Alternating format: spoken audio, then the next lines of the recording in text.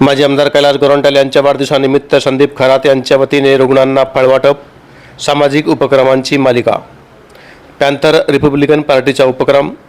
जालन्याचे माजी आमदार कैलास गोरंट्याल यांच्या वाढदिवसानिमित्त विविध सामाजिक उपक्रम राबवले जात असून आज शुक्रवारी शासकीय सामान्य रुग्णालयामध्ये रुग्ण आणि त्यांच्या नातेवाईकांना फळवाटप करण्यात आले.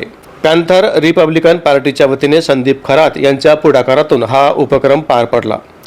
मागील 4 दिवसांपासून सुरू असलेल्या वाढदिवसाच्या उपक्रमांमुळे हा समाजोपयोगी उपक्रम विशेष ठरला. यावेळी रुग्णांना व त्यांच्या नातेवाईकांना मोठ्या प्रमाणात फळांचे वाटप करण्यात आले.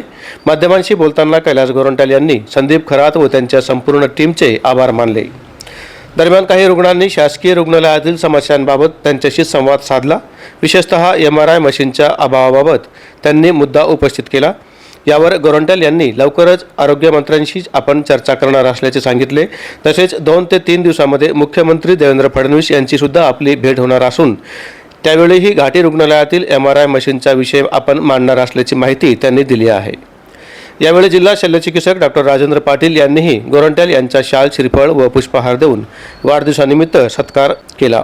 माझा वाढदिवस काल झालेला पण 6 तारखेपासून उद्या 11 तारखेपर्यंत आमचे जेवढे मित्र आणि कार्यकर्ते त्यांनी वेगवेगळे प्रोग्राम ठेवले. आज आमचे मित्र नगरसेवक संदीप खरात यांनी आपल्या या घाटी रुग्णालयात रुग्णांना फल फ्रूटचा वाटप ठेवलेला आहे.